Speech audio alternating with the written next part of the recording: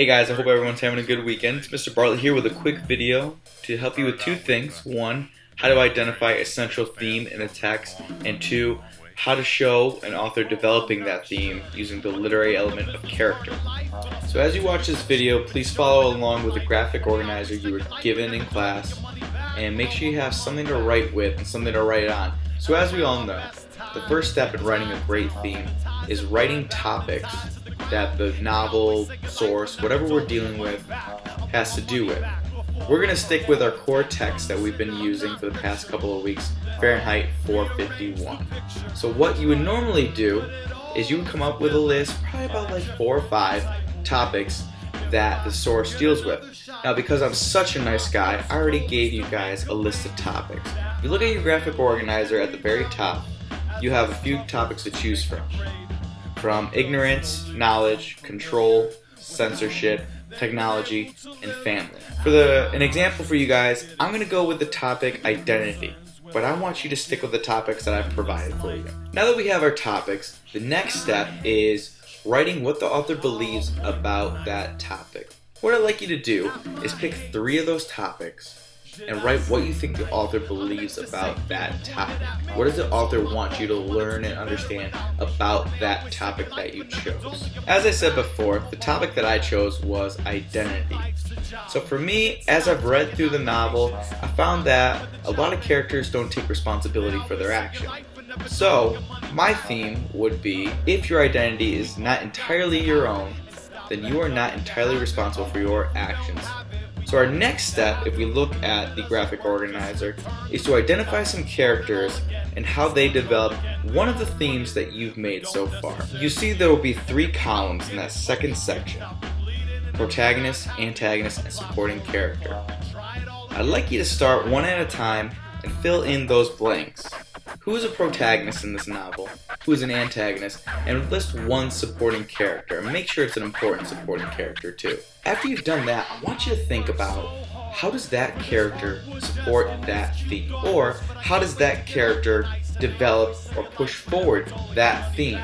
And it's totally okay if more than one character represent the same theme, because your textual evidence is going to be different. Our next step is to look through our core text of Fahrenheit 451 and look for some key quotes from that character, whether it's what the character is saying, thinking, or doing, and showing how, based on that quote, shows that character proving that theme.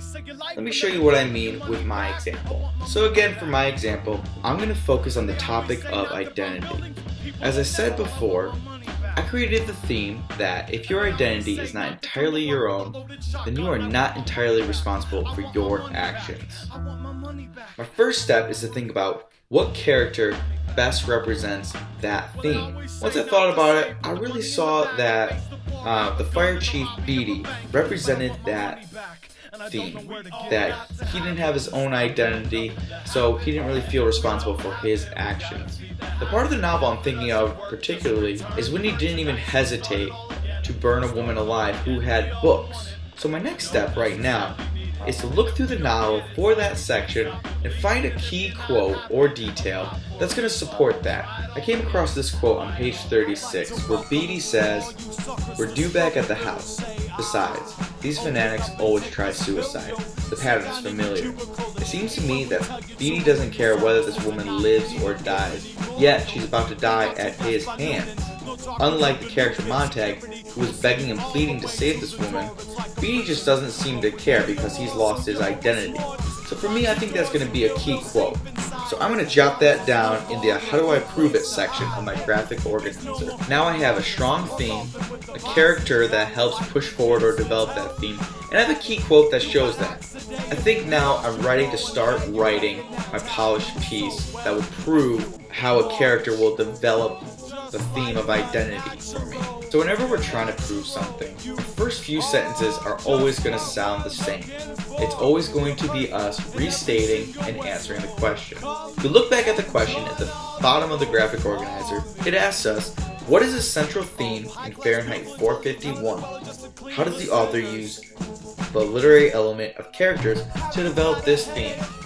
I see 2 questions there, which means I need 2 sentences to restate and answer the question.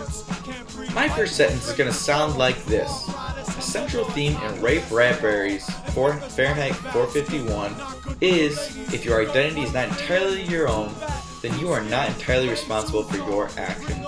This is also going to be your first sentence. You are going to start off the same exact way.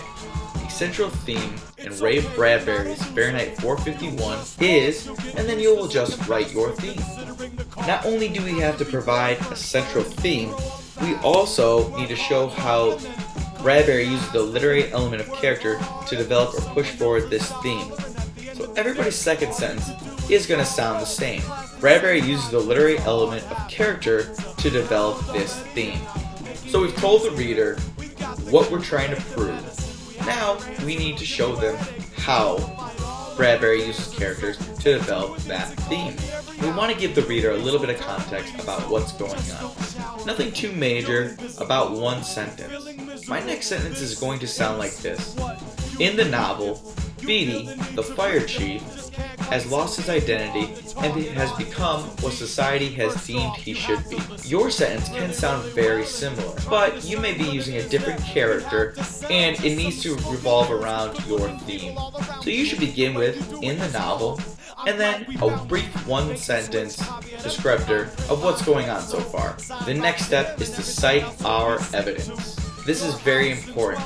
This is where we pull the proof from the text and shove it in the reader's face. My next sentence will sound like this.